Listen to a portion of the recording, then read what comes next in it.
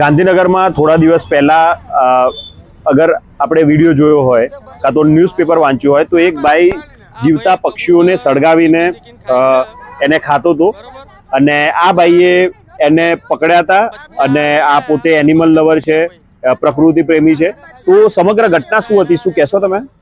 Actually ધ્રુવભાઈ મને એવા ત્યાંથી એક બેનનો ફોન હતો, રીટા માસી કરીને છે, સેક્ટર 5 માં રહે છે, જે ડોગનું ને એનું ફીડિંગનું ને એવું બધું કરાવે છે.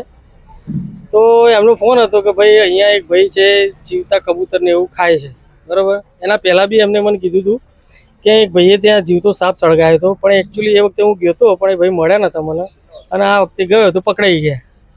એટલે પકડાઈ ગયા તો એમને કાયદેસર ત્યાં ચૂલા ઉપર બધું શેકેલું જ હતું, તપેલીમાં મૂકેલું હતું, બસ એમાં મરચું મીઠું ને એવું બધું નાખીને વઘારવાની તૈયારી હતી. મેં પકડ્યા ભાઈને. અચ્છા, બરાબર. આવી પરિસ્થિતિ હતી. પછી પકડ્યા પછી એમની સર્વિસ કરી થોડી કાંઈ. અચ્છા, બરાબર. પછી એમને કહી દીધું કે ભાઈ અહીંયાથી તમે આ જગ્યા છે અહીંથી ખાલી કરી દો અને જતા રહો, કારણ કે અહીંયા આ બધું ચાલશે નહીં. આજુબાજુ વાળાને બી કહી દીધું, જે બીજા છાપરાવાળા હતા, કે ભાઈ આ માણસ અહીંયા રહેશે તમને હેરાનગતિ થશે, ફોરેસ્ટ વાળા તમને બી હેરાન કરશે અને અહીંયાથી ખાલી કરાવશે. એટલે બેટર છે કે તમે એમને કહી દો કે અહીંયાથી જતા રહે, બરાબર. એટલે પછી એ લોકોએ ત્યાં એમને જણાવી દીધું. અચ્છા.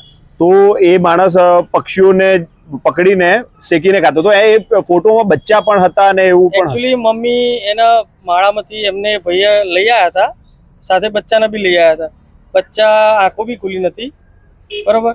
માને શેકીને ખાઈ ગયા અને બચ્ચા એવા ને એવા હાથમાં રહી ગયા. પછી બચ્ચાને પેલા મમરા આવે ને એ મમરા ખવડાવતા હતા ભાઈ.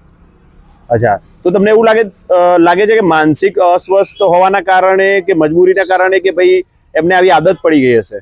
ના ના, આદત સાહેબ, મજબૂરીની માનસિકતા એવું કઈ નહીં, આદત. અને ડ્રિંક કરતો હોય માણસનું તો કેવું હોય, કઈ ભાન હોય નહીં, બરોબર. આવી પરિસ્થિતિ હતી.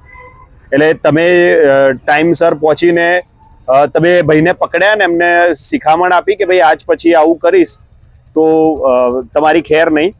એના બદલ તમારો આભાર.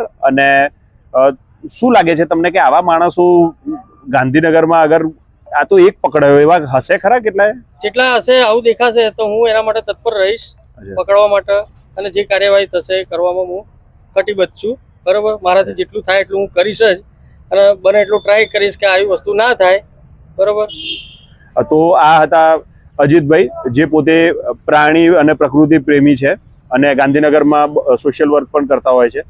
તો એમને એક માણસને પકડ્યો હતો થોડા દિવસ પહેલા, જે જીવતા કબૂતરને પક્ષીઓ ખાતો હતો, અને એમને એમની ભાષામાં, જે ભાષાથી પેલો ભાઈ સમજતો હતો એમાં સમજાવવાનો ટ્રાય પણ કર્યો છે. તો થેન્ક યુ સો મચ.